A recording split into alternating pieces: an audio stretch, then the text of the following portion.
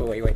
Hey, you can pause it first. So this is less of a new start than more of a continuation. How many of you, by a show of hands, were at the 3 or 4 classes that I gave last year?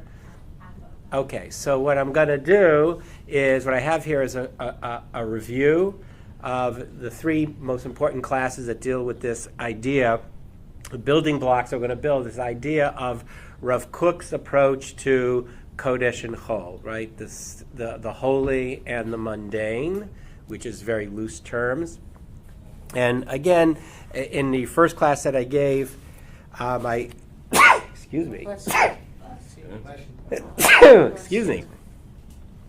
Described, gave a little bit of the background of Rav Kook. Of course, Rav Kook was the first chief rabbi of Palestine before there even was Israel in 1929 in the 1920s. This is going to be hard. But his basic philosophy was kind of all over the place. It was somewhat Kabbalistic. It was somewhat very, very much pre-Zionistic or Zionistic. And so you'll pick up kind of the flavor as we go through the classes that we're going to review, and then we're going to go forward. Very complex, very layered, and very, very difficult to understand. The language, you'll get an example in translation tonight of how prosaic his language is, that it becomes very dense and thick and hard to understand, which all of this I've said in the past. So let's go and review the first class, which was really kind of a beautiful overview of the philosophy of Rav Kook. And what Rav Kook did was he looked at, there was a midrash, it's a famous midrash in Bereshit that has to do with when God punishes Adam and Eve, right?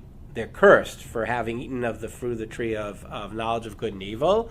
So who's punished in that story? Who are the 3 participants in the story of the fall of man? Adam and Eve and the serpent. And they're each punished in turn. But if you look at the text in the Torah, it says God also punished the earth. God punished the earth, and it's going to give forth mosquitoes and insects and coats for dardar. It's going to give forth weeds and thorns. And everyone asks, well, why was the earth cursed? What did the earth do? So the answer was, if we go back and look at the early verses of creation, the Torah says that God commanded that the earth should give forth eitz pri oseh pri, fruit trees giving forth fruit. And in the very next verse it says, and what came out of the ground? Eitz oseh pri. Trees, right? A tree giving forth its fruit. So the question is, what is the difference, I mentioned, as you have here on the sheet, what is it between eitz pri oseh pri versus eitz oseh pri? Right? A fruit tree giving forth fruit and a tree giving forth fruit. So what Rav Kook developed, and if you remember the class, was this very idea that God intended that the tree itself have the flavor of the fruit. That the tree itself be almost edible. That was, according to the Midrash, what the sin of the land was. It didn't do what God commanded it to do. But what Rav Kook does is he says as follows. He understands the fruit, the tree, and the taste as 3 parts of a whole. He understands the fruit as one's goal, a goal. There's a goal, right? We say in Hebrew, right? What are the payrots? What are the fruits of your endeavor, of your efforts, right? That's what we all look for, is the fruits, the payoff. What's the payoff? Payoff is the goal. So the fruit is the goal. The taste is the inspiration. I can taste it, right? I can taste it. That's my inspiration, right? Or when I smell something like that, what motivates me towards the goal is that taste. And what is the tree? The tree is the means of achieving the goal, right? What gives forth the fruit? The tree gives forth the fruit. Yes, go ahead, Tomer. So, if the land is being punished because it didn't follow God's command in that the tree should taste like the fruit, Right.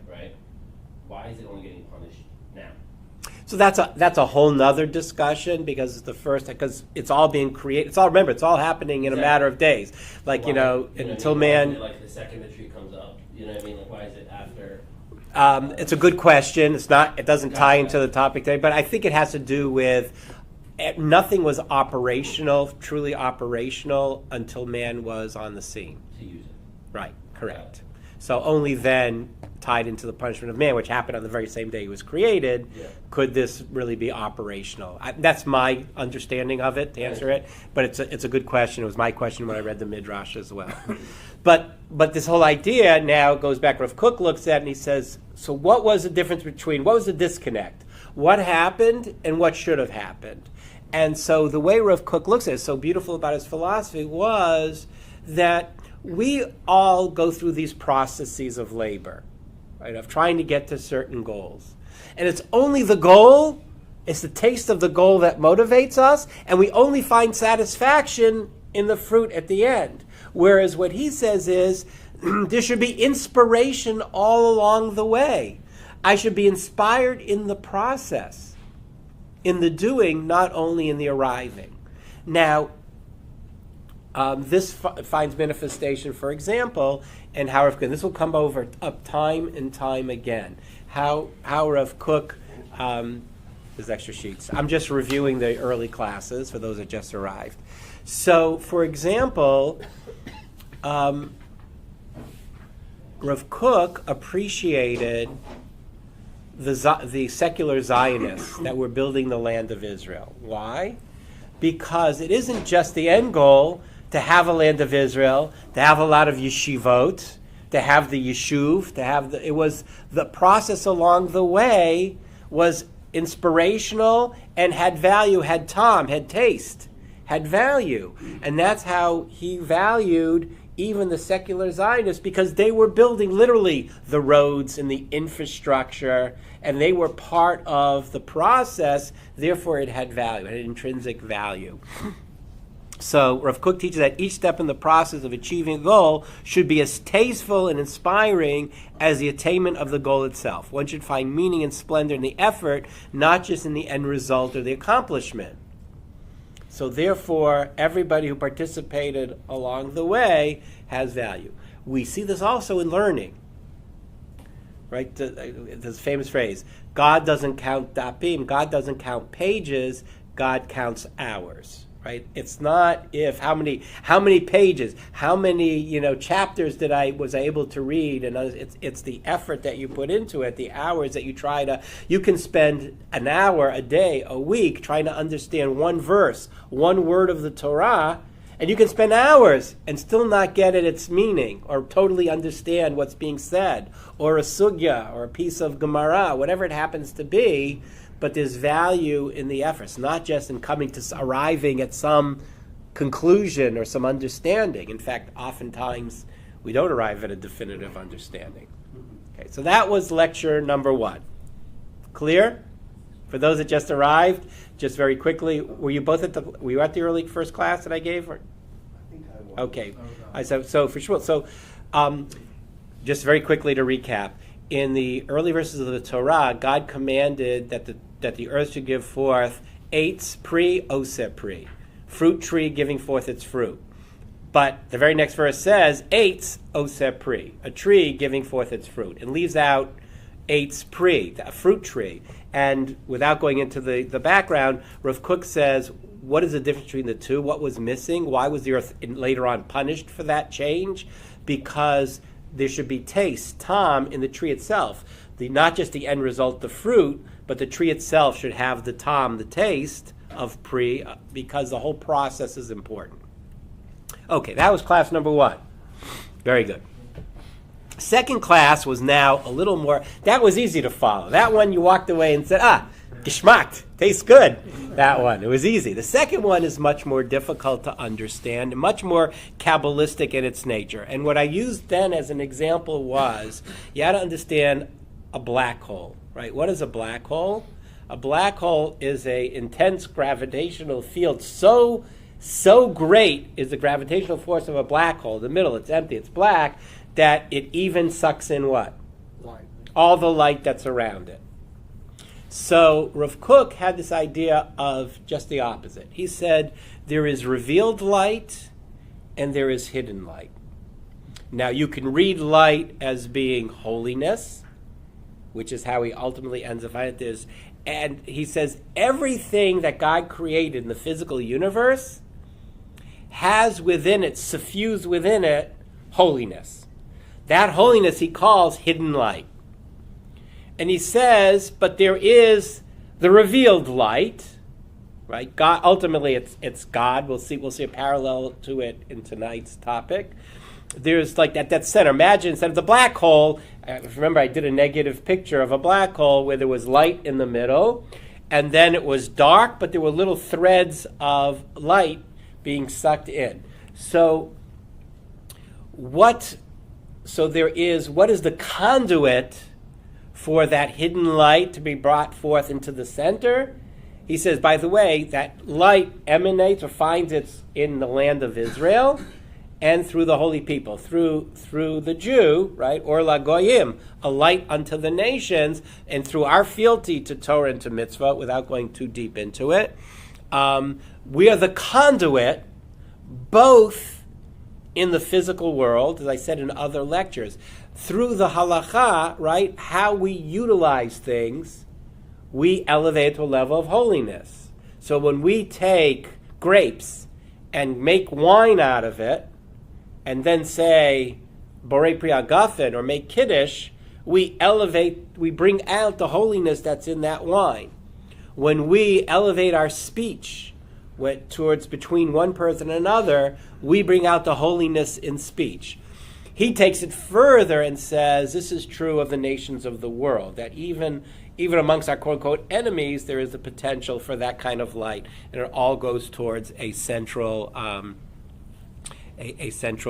place. And then he wants to say, as Father wrote here, we through our actions create moments of holiness that draw out the hidden light and cause it to gravitate towards its source being godliness, God, right?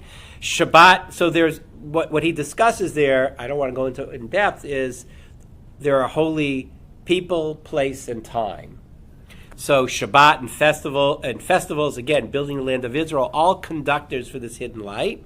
In some ways, I said, this reflects back to the very idea of the tree and the fruit, right? The tree is the conduit, right, of the taste getting into the fruit, right? It conduits through the tree and into the fruit. Okay. Y'all remember that? Clear? When we looked at it, it was a little more difficult, but okay. Then we'll get another level of more complex. He begins to talk about, and kind of the overarching theme that I want to discuss in the next couple of classes is that of the holy and the secular. So the concepts introduced above, the two concepts I just mentioned, are parallel to Rav Kook's understanding of holy and secular. The secular, in terms of man, place, or time, is not to be viewed as devoid of holiness, right? Because it's not like this Kodesh and this Chol, two separate entities, right? There is Kodesh suffused within the Chol. There is Kodesh that is separate from Chol. And there is Chol, secular, mundane, profane, that is separate from the holiness, right? You understand there is such a thing as holy and such a thing as Chol, and then there's bits of it suffused within each other. Okay, that's the system. So he wants to say the secular, like the tree or the darkness that I used in the two previous sessions, has used within holiness. When and if that holiness is released, right? When we pull out that fruit, right, or we find those rays of holiness, of light, the hidden light, it gives expression and elevated meaning to the secular. According to Rav Kook, the secular is not foreign or alien to the holy, nor is the secular beneath the holy. If you remember, I had this little diagram, which I repeated here, when they coexist as two worlds, the world of the secular, the world of the holy.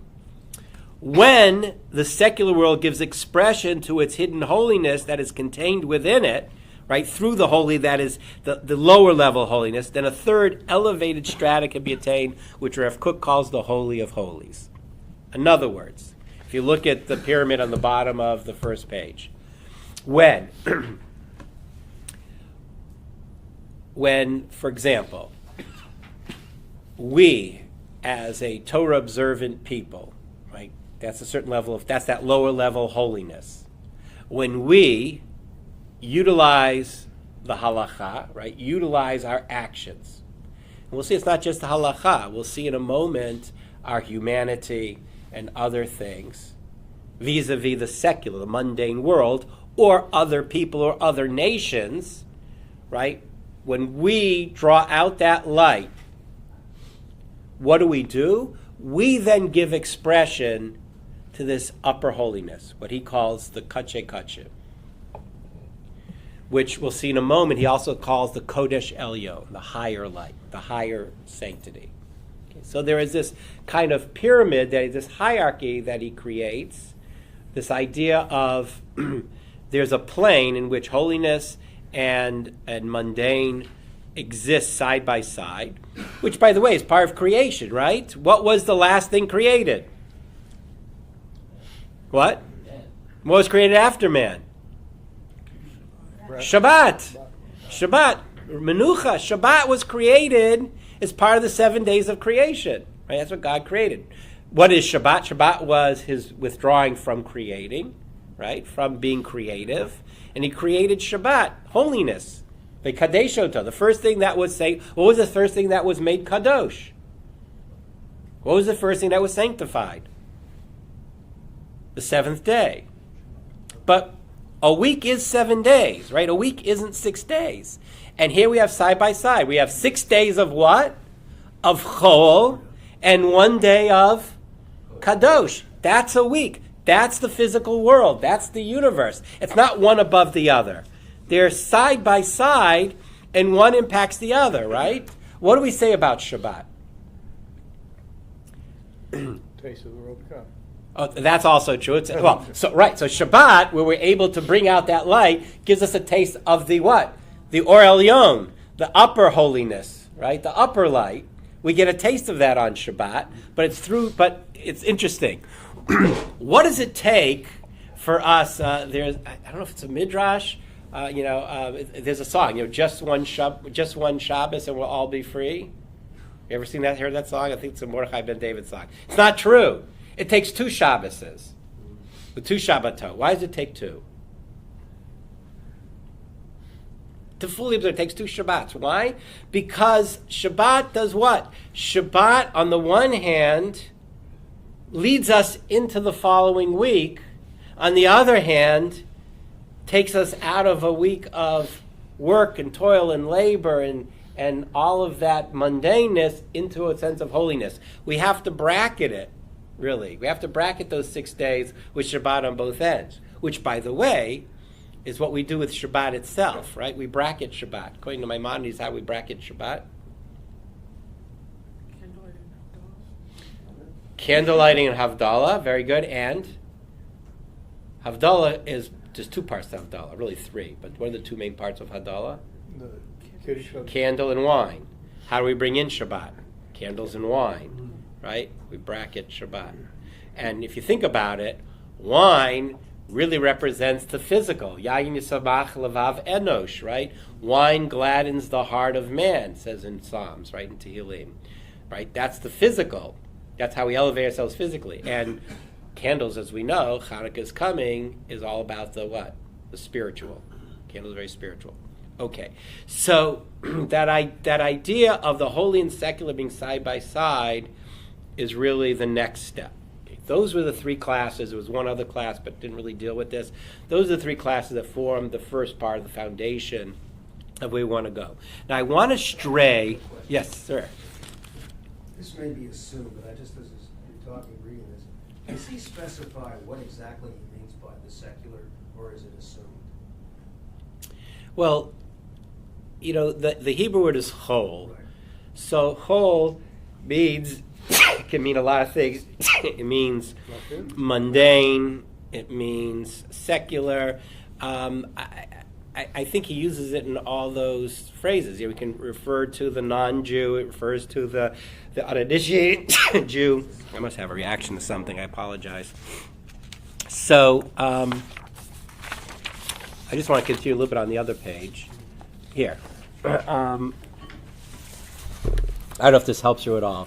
So if you look, Rav Kook wrote extensively about these three worlds, the secular, the holy, and the holy of holies. Regarding the secular and the holy, Rav Kook wrote, these worlds contradict each other. Okay, they're not the same. There is a contradiction between holy and profane, or holy and mundane, depending on how you want to use the word whole. Profane is the more negative aspect. Mundane is the more benign aspect of whole, because it can be both. Obviously, the contradiction between them is relative. Man, in his limited comprehension, is unable to harmonize secularity and holiness. They are, however, reconciled in the higher world, in the place of the Holy of Holies, meaning God can really understand the two in its completeness. They are, however, reconciled in the higher... Rav Kook finds the war between the secular and the holy to be dangerous and wrong. They shouldn't be at war with each other. He considers secularity without holiness to be brazen and empty. But just as we need air to breathe, holiness needs the secular in order to act and become manifest. In other words, if you think about it, this is really beautiful. We're not angels. We're human beings. Where do we get our holiness from? How do we manifest our holiness? Key point. We're trying to connect to Hashem, you mean? How do we connect to Hashem? By behaving like them? By what? Trying to behave like them? Behave. Behavior is what? Their acts? An action. In other words, we manifest our holiness through actions. Right? So Shabbat, right? We have to make Kiddush. We have to make Challah. We have to do all the things we have to do to keep Shabbat, right? On any holiday. We blow the shofar. We do lulav and etra. We make matzahs. We make a seder. We do all those things. We wear tzitzit. Sometimes we put tefillin on our tzitzit. We do everything. We get up in the morning. We wash our hands. We pray. We keep kosher. All those things are actions. We manifest our holiness in a physical world, a secular universe. From that point of view, secular means physical. That's another definition of secular. We're not angels. We don't live in a spiritual world. So we can only manifest, we need the world, the secular, in order to be able to be holy. Yes? So how do you understand the idea of when Rashi talks about Kedushim to you? He talks about separating from impurities. How does that fit in with the definition? So if you read the whole Rashi, specifically says separate from arayot, from forbidden sexual relationships. They're the separate yourself from the things that make you filthy. I also think there's a difference So- between the mundane and impurity. I mean, like, I think the whole point of Rav Kook's philosophy is he's saying that there's Kodesh and Chol, right? But I think, like you said before, there's like another level, which is like almost like negative action. Right. You know, it's like, if you're going to use a metaphor, it's like not rooting for your team, not rooting against, and as opposed to not rooting for anyone, versus not rooting for the other team. You know what I mean? So it's kind of like, I think the difference in that Rashi is that there's like a specific action involved in impurity. Correct. So he also, by the way, to answer your question, let me read two more lines. It's in the text right in front of you. But just as we need air to breathe, holiness needs a secular order to act and become. When holiness rejects the secular, it becomes dry and arid. Therefore, one needs both worlds. Man needs to penetrate their inner depths and elevate them both into the Holy of Holies, right? We have to elevate the mundane, and we have to elevate, be holy. This, says Rav Kook, will prevent the fall of both worlds. Now, to your point, Shmuel. However, Rav Kook maintains that we must first clearly understand the difference between Kodesh and Chol before we can attempt to unite or unify them, which we'll come to. We also need to understand the need for Havdalah as opposed to Hafrada. What's the difference between Havdalah? What's Havdalah mean? Lahavdil? And what's hafrada, lahafrid? Separate. Hafrada, he says, according to Rav Kook, is separate. Havdala is distinctiveness. Lahavdil bein. To separate between, to distinguish between what? Light and dark, between Shabbat and the rest of the week. Lahavdil means to distinguish between two things. Lahafrid, right, is to separate from something. So there are certain things. So whole has both aspects. So yes, sometimes being holy means to separate from the things that are totally outside of the negative part of whole. But then sometimes we simply need to distinguish, right? There's that light and there's that darkness. We want to bring out the light. We need to make havdalah between the light that is suffused in the darkness, in the whole, but we're not rejecting the whole. We're drawing out. We're making a havdalah, right? Or a hafrada, maybe. Depends how you look at it. Hafrada is where you leave the other thing as chaff, so to speak. So that partly answers your question. So here he says hafrada. He's, by the way, in the world of Kodesh Kodshim, Kodesh Elyon, it's all pure. You don't have to worry about Havdalah, Hafrada. Hafrada implies a complete break, while Havdalah implies keeping one's distance. So it's interesting. When he says Kadoshim to you, Perushim to you, is he talking about Havdalah or Hafrada? Is he talking about a distinctiveness or separation? A separation. So this is kind of like what I was saying before. Like I think there are certain things that you need to allow free from, which are negative acts, impurity, things like that. And then there are certain things that you just need to not deal with. See, so he uses the term perush. He doesn't use So I think I disagree, because I'll tell you why. If you look at the Ramban, in Kedoshim TU, it's not about, right, what does he say? There's right, Naval B'Shus Torah. In other words, there's nothing that Torah denies you. There's nothing the Torah denies you. Tell me something that Torah denies us outright. Does the Torah deny us meat? No. No. What does it do? It makes a distinction, kosher, non-kosher meat. Does the Torah allow us to have sex? Yes, but it makes a distinction between what? Two, you can have sex. Between kiddushin, holiness, a holy union, and gilur arayot, forbidden sexual relationships. V'chulei, v'chulei, v'chulei. We can go on and on and on. That's a havdalah, not a hafrasha, not a hafrada. So it's a hafrasha, lahafrish chala, right? You separate chala. That's perush.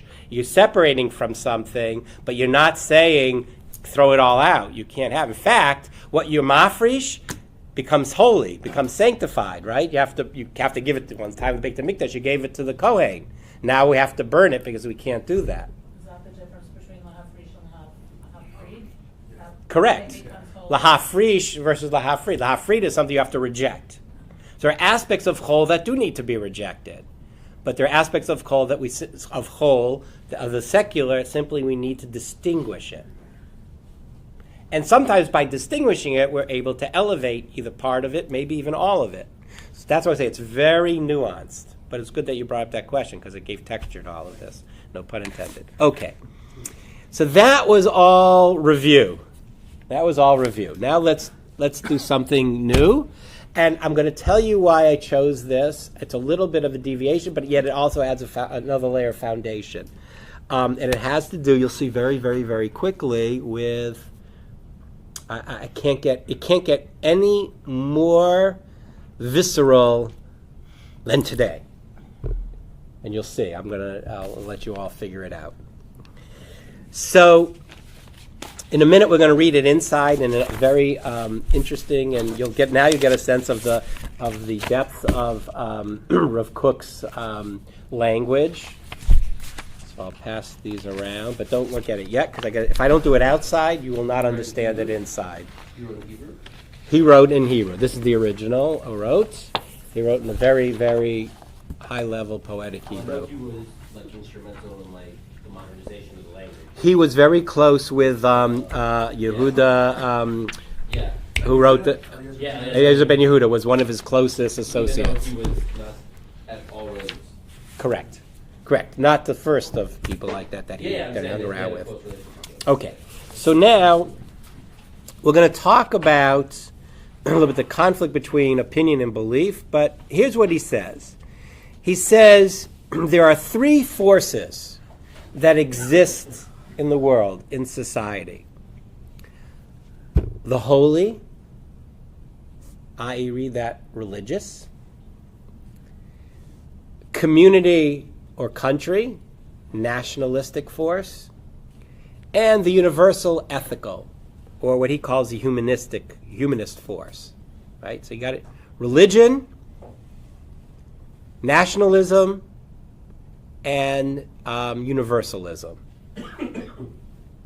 So he says that each of these has its own energy. And again, just like Kodesh and Chol, the ideal is for them to live in harmony with each other. There should be a balance. But, and here he kind of, if you look at now, I've added a layer to the pyramid. You've got nationalism, humanism, and religiosity. That now feed into that whole secular and holy. So what happens is, however, that's all great in the philosopher's dream world. That's all in perfect balance. But in the world in which we live, rarely is the case. And when they fall out of balance, when one of them falls out, what happens is they become opposing forces. And one seeks to defeat the other two. And these three forces each exist in the human spirit, and when not balanced properly, they compete for man's attention, commitment, and energy. And what happens? Instead of being a source of creative energy, in other words, the idea is, and think about Torah, think about the ideals of the Torah. That we are Kol Yisrael Arevim Zeh Bazeh, right? All Israel is responsible for one another. V'ahavta l'reacha kamocha. You should love your neighbors yourself. Ma tisna, lo tisna techicha bilvavecha. You shall not hate your neighbor in your heart. If he does something wrong, you should share it with that person, right? Give the proper type of rebuke to that person, right? That's all in the area of, and that's somewhat universal, ethical, moral behavior. Well, the issue here, I feel like, comes in where these are all very gray concepts. So like people's opinions of what, let's say, constitutes universal or ethical behavior differs based on, whether it's caused by nationalism or religion or. So okay, but in balance, in proper balance, ideally, there should be no conflict. Yeah. My being part of the nation of Israel, of Klal Yisrael, right, and be part of Klal Yisrael, and by being part of Klal Yisrael, I can be part of Torat Yisrael, I can be part of the Torah of Israel, right, my holiness, my fealty to Torah, my fealty to one another, my fealty to Eretz Yisrael, Torah to Eretz Yisrael, right? So the land, all of my sense of quote-unquote race, nationalism, what you want to call it, right? Ideally, we all believe that's in balance. I think, isn't that like Bnei Akiva's kind of, isn't that like a triangle there for Bnei Akiva? Shmuel? Yeah. What's it called? It's like, I forgot the Torah, Avoda, and I forgot the third one, right? That's that idea of those three things being in harmony, being in sync. But that's not usually what happens, because why? Well, after you said that, the more I think about it, the more it seems like the other aspects of these are what's causing the difference in, like if we're going to use the humanist forces as the reason people have different, approaches as to what's humanistic or ethical or whatever, it's usually driven by either nationalism or religion. Like what causes them to differ in their universe. Correct. Exactly. So all right, so let's get a little more into it in a minute. So what happens when they're out of balance? The one tries to dominate the others. So what happens? And this is, by the way, these are not my words. You'll see in a moment. These are Rav Kook's words. Truth, love of truth, aspirations towards truth vanish as people form groups centered around one of these particular forces and engage in bringing down their rivals. Sound Sound a little bit familiar? So how do we restore the equilibrium? By orienting ourselves to view life from the inner perspective of the Kodesh Elyon. Now again, going back to that pyramid, if we create a perspective of looking from the top down, right? From God's perspective, so to speak, where holiness and godliness finds expression not just in the Beit Midrash, right? God isn't just, yes, God wants us to learn and study, right? Does he want us to only learn and study? Some might, again, those who represent one of those three things would say, yes, God only wants us to study. And all that other stuff isn't important. And now I'm going to vote I'm going to create a political party, and I'm going to vote to get money so that all of my offspring can spend all day in the Beit Midrash and not have to fight in the army and not have to go to work, potentially, right? Now, that's their perspective. And they're saying that that's not God's perspective, so to speak.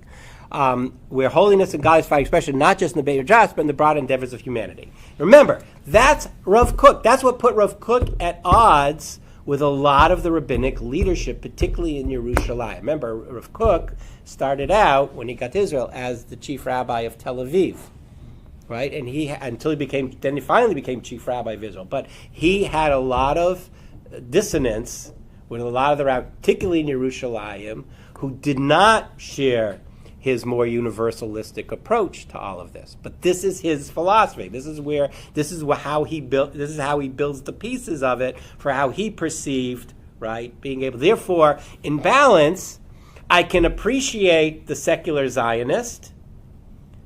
I can appreciate the socialist. I can appreciate the members of the Yeshuv in Mea Sharim in Yerushalayim, right, who were the foundations of the Yeshuv of the early return to Zion, right? All three of those parts, I can work with all of them, as opposed to one trying to destroy the other. Okay, yes? How did you define that? His understanding? I think it's for another class. So I think it might be on my radar screen to look at I think I have that as one of the topics later down, one of the essays that I want to bring to your attention. So let's hold off on that, because we'll go off. I'm not totally prepared, and we'll go off on a tangent. Yes? Is this a worldview, or is this specifically for our nation? No, I think for him, well, let's see how take a look at the essay that I have in front of you. Did everyone get a copy? It kind of sounds like a framework for what modern orthodoxy is.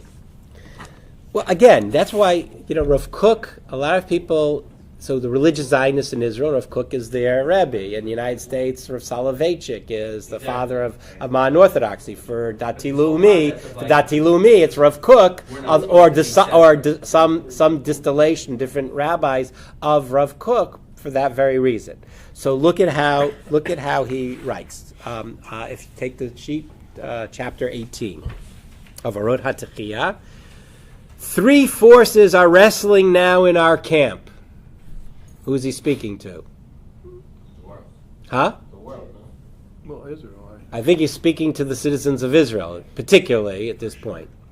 The battle between them is especially discernible in Eretz Yisrael. Okay, so he wants to say he's speaking universally, but specifically in Eretz Yisrael. So he kind of addresses both. He says especially.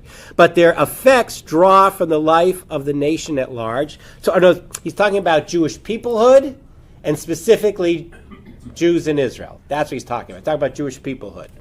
And their roots are set within the consciousness penetrating the expanse of human spirit. He wants to take it one step further. You know what? But this could also apply universally. It doesn't just apply to the Jews. We should be unfortunate if we allow these 3 forces, which must necessarily unite among us to strengthen one the other and perfect it, that each might check the extremism of the other to remain scattered, mutually antagonistic and schismatic. So in other words, he says, did I skip a line here? He says, first of all, we should be unfortunate if we allow these 3 forces to remain scattered, mutually antagonistic, and schismatic. Okay, that's the thing that would be unfortunate. If we allow these three things to go off on their own, that's bad. What? They must necessarily unite amongst us to strengthen one the other and perfect it, that each might check the extremism of the other. He's saying two things. To be whole, we need all three, and we need all three as checks and balances. It's interesting, there's three of them. They each one checks and balances the other. When we lose that sense of checks and balance, well, again, open up a newspaper, turn on TV. The holy, the nation, and humanity, right? Those are the three. The holy, the religious, the nation, that's nationalism, humanity, that's universalism. These are the three major demands of which all life, our own and every man's, is composed. So now he's talking about every man, not just the Jews. However, the distribution, whether one element occupies a major or minor portion, however the distribution, whether one element occupies a major or minor portion, it is impossible to find a permanent form of human life that is not composed of these three elements. The desired mixture, so he wants to say this is part of the natural order of things. One naturally has a spiritual side. One naturally is part of some group. There's a certain national, you're part of something. And you naturally have this sense of a moral or ethical compass that guides you. That's part of the basic fabric of any person or any human group. The desired mixture of these three great demands must arise in every group that aspires to future life. Otherwise, you can't have society. When we observe our lives and see that these forces, despite their potential for synthesis, are increasingly divided, we are called to come to the rescue. It's not a good thing. The foundation of the schism are the negative aspects that each force views in its counterpart. So notice what happens is, here's what tends to happen. When one of these elements sees itself as being the main, being more important, what happens is it immediately feels the need, it has to undermine the other. It has to undermine the other. Again, it seems, as I was reading this, it just kind of said, oh my goodness. Yeah. The negative, okay, where am I? The foundation, okay. The negative aspect in and of themselves are really not deserving of this title, for in every isolated faculty, especially psychic, there are bound to be drawbacks, specifically when it expands at the expense of the other faculties. In other words, what he wants to say is it's not so much a negative aspect as simply a reality.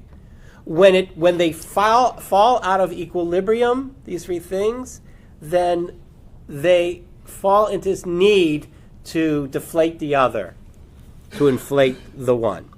When we observe our lives and see that these forces, despite their potential for synthesis, are increasingly divided. I'm sorry, where you read that?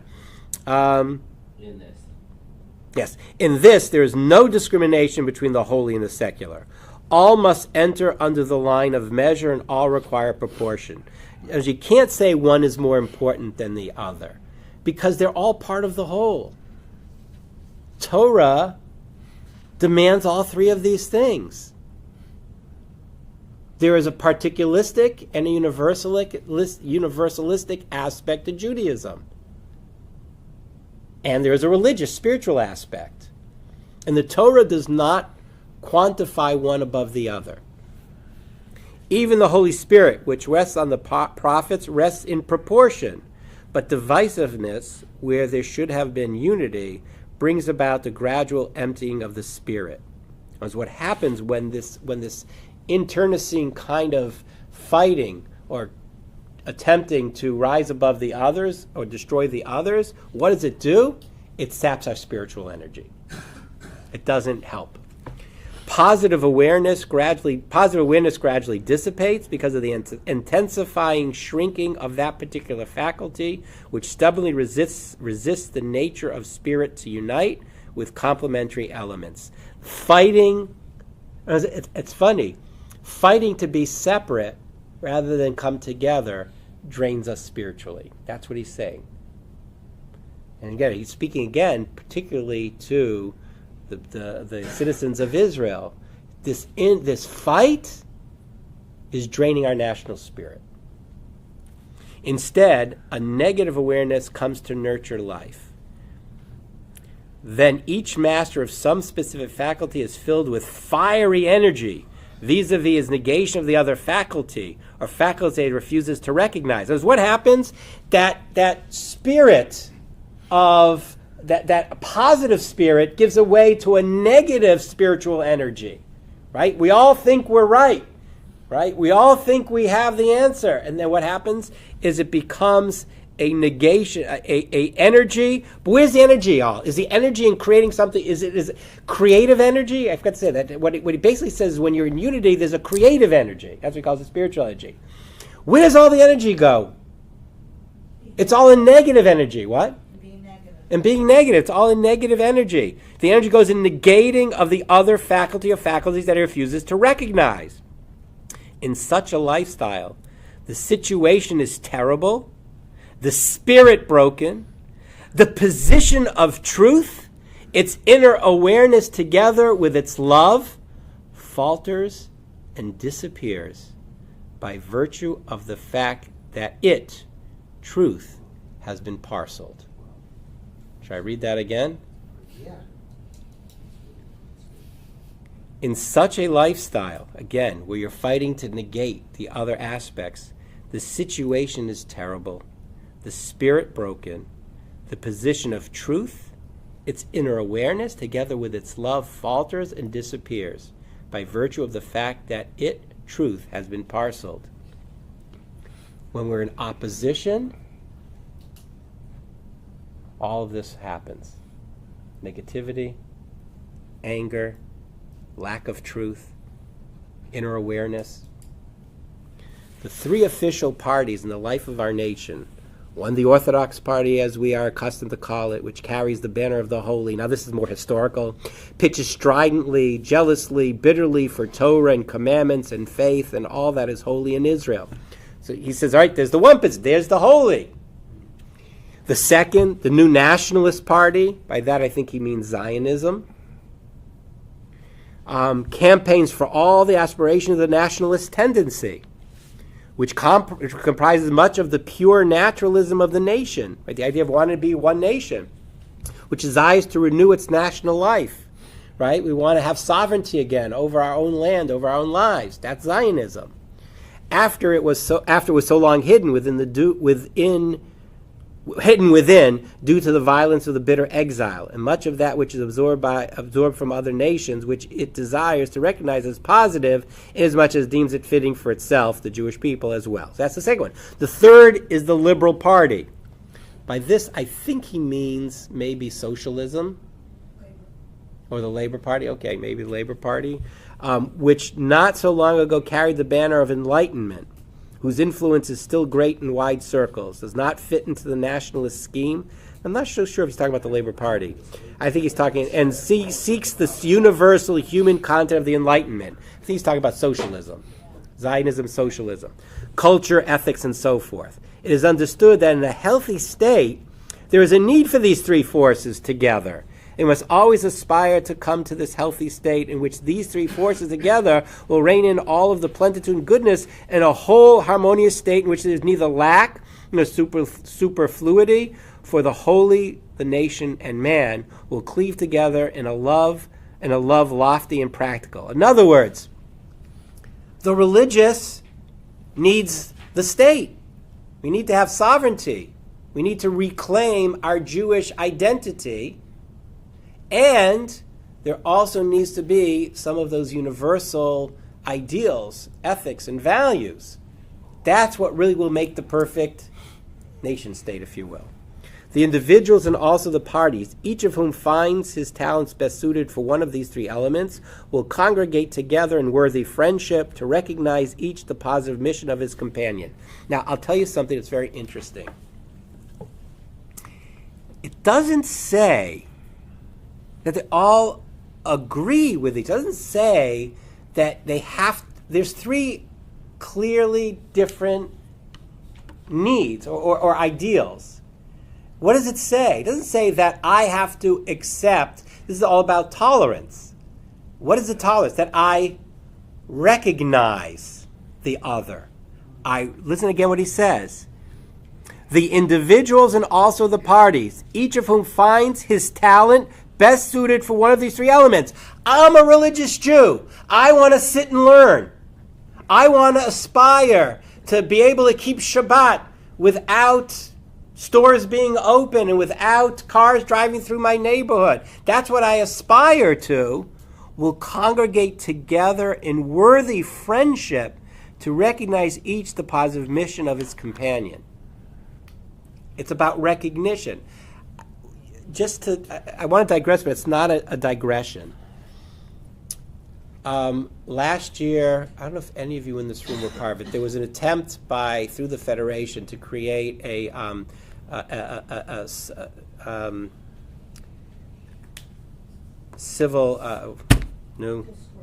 civil discourse, thank you. To create a program for civil discourse in the community, each synagogue.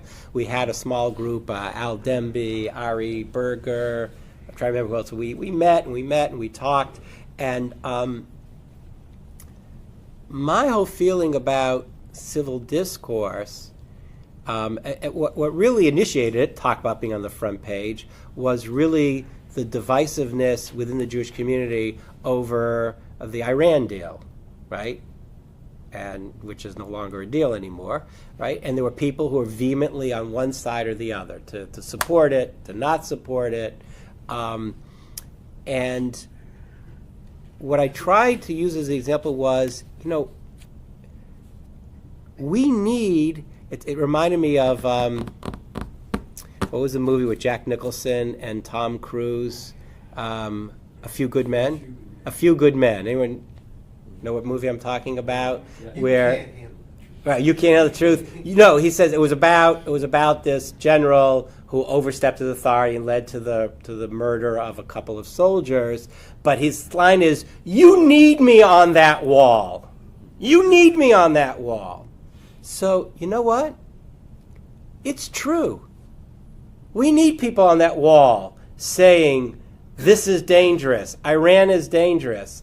But just because doesn't mean that everybody has to be on that wall. We need people on that wall. I can recognize that. I can accept that. But I don't have to be on the wall. And the person on the wall has to accept that if I'm not on the wall, doesn't mean that I don't recognize you, and vice versa. I'll tell you an ironic, forgive me. All right, I won't use any names. Hamav and Yavin, as we say. If you figure it out, you figure it out, okay? But it's so ironic. At least one personality that I'm aware of who was extremely, extremely upset with the Iran deal said to me, "Rabbi, for me, this is the 1930s. This is, Hitler coming to rise and no one standing up and taking a position. And this is the same thing for me. This is my 1930, whatever it is, 32, and I have to take a stand." Last week, there was another individual who stood up publicly and has said that what is happening in this country, due in part to our leadership, and what is allowing the rise of white nationalism and anti-Semitism, and what happened last week in Pittsburgh, this is my 1932. I have to stand up and I have to give voice against the leadership in this country. Two people, if you put them in a room, completely from two different perspectives, although they might agree on this particular topic, but maybe not on the application of it, both referenced the same idea. I say, Atanachon, Atanachon, you're right and you're right. We need people who will stand up and say, this is a time that we have to, I feel I have to fight. If you're with me, that's fine. If you're not with me, at least recognize the importance of this endeavor. Well, I think it also kind of goes back to what you had taught in the previous courses about Havdalah versus Havrasha. Like, Rav Kook is saying, like, you're not supposed to, hafrada, sorry. You're not supposed to, like, separate yourself. Right, don't reject it. You have to havdalah, distinguish between them. If you want to stay in and learn all day, that's I your distinguish, prerogative. very good. I distinguish myself here. You But I can still distinguish need yourself you there, and respect and you you. distinguish yourself there. That's a havdalah, but we're still part of the same. We need each other. But when it came to modern politics and power, how did he reconcile that somebody was going to have the final say? Well, I mean, You can again, respect the other, again. but Well, somebody in wait. the Remember, house is going to those have- three. Then there's Kodesh and Chol, and then there's. Well, let's see where he ends. Let's. It's a good question. Hold on. Let's finish it and then see where it takes us. Okay. So. Again, the individuals and also the parties, each of whom finds his talents best suited for one of these three elements, that's the Havdalah that you're talking about, Tomer, will congregate together in worthy friendship to recognize each the positive mission of his companion. Then this consciousness will be increasingly perfected until not only will each recognize the positive aspect of each faculty as something worthy to be employed for the general welfare of the synthetic spirit, and also for the individual benefit of the establishment of that particular faculty under whose banner he finds himself. Right? Everybody benefits. But beyond this, the positive content of the negative aspect of each faculty, in proportion, he will recognize as good, and know that for the good of the particular faculty which he tends to, he must be influenced to agree by the negative aspect whereby the other faculty negates this force so dear to him. In other words, he's trying to say the balance is that we need the negative, we need that, Rav Soloveitch would call it that dialectic force, right? The opposing forces is what creativity comes out of the dialectic opposition, so to speak. So there's a balance. It's seeing the positive and appreciating the negative because it causes me, right? It causes the growth of the spirit. Which, in this, what I was thinking, what I just said, what I got out of that phrase, worthy friendship, and it's clarified in this sentence you just read, is you really have to listen to the other guy, which is something that, I think Again, this is so prescient. It's so prescient. By negate, and by the way, never mind. By negating, it puts in perspective and saves him from the dangerous liability of the superfluidity and exaggeration. In other words, it keeps you in check. Keeps you in check. This is that most difficult of rituals in the temple, kmitza, taking a precise handful of flour that neither add nor detract. You know what kmitza is? You know what kometz is? So when they did the mincha offering, not the mincha afternoon, but the flour offering, so what they would do is they would scoop out like this in their hands. They would scoop out the flour, scoop like this, and then they would go like this, and only what was in between here, that was the measure of flour, that what's called kmitza. You take off on this end, you take off on that end, right? Right? The extremes. Notice the extremes in the middle. We don't have a middle. That's what happens when you're out of balance. There's no middle. It's this middle part that's imbalanced. That's your outline data. There you go. Thus, when we look intelligently at the eruptions from which we suffer, so in our generation, he's talking in the 1920s, 30s, we will know that there is but one way before us, that everyone, whether individual or group, take to heart this lesson, and together with the defensiveness that everyone feels towards that element to which he is attached, understand, I'm going to defend my particular position, my particular attribute of those three. Understood. That's your role. That's your prerogative. And together with the defensiveness that everyone feels towards that element to which he is attracted, by natural temperament and by habit and training. Either it's my natural inclination or I was trained or educated that way, right? So I was brought up in the yeshiva. I was brought up in secularism. I was brought up in universalism, whatever it happens to be. He will know how to use faculties that reside in the other persons and parties in order to round himself and his party, whether through the ratifying aspect of those other faculties or through the good portion of their negating qualities. In other words, either I'll learn to appreciate the other, or the limiting factor of the existence of the other limits me from going too far to an extreme. which truly fortify his particular strength by preserving him from the undoing of exaggeration, which causes weakening and flabbiness. In this manner, we can hope to arrive at a state of living worthy of one nation in the land. Now, let's go a little further. It is understood that a lumping of the holy, who brought up this issue? Was it one of you? Somebody alluded to this. It is understood that our lumping of the holy as one of the three elements, each of which must sometimes restrain itself in order to leave space for the other. Whereas when we talked about religious, when I say, well, wait a minute, the religious is the holy, that's more, how can you say it's equal to the others? He wants, now he's going to define his terms.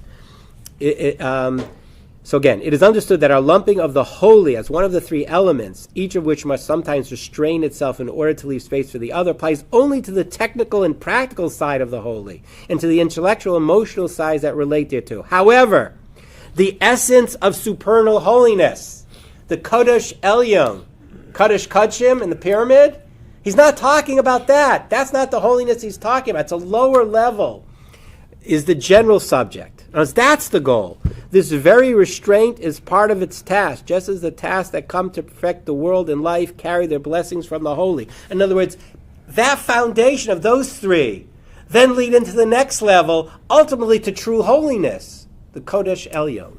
Therefore, the exalted ideal thought, the divine thought, is truly free of all restrictions. Closeness to God is filled always with an expansiveness beyond all borders. To all I have spied an end. Your commandments is very broad. I have to look up where that's from. When man and nation will stride in the practical intellectual paths of righteousness, which are hemmed in, they will eventually reach expansive transcendence. From the strait I called God, God answered me with an expanse. Imam Hakim Karaticha.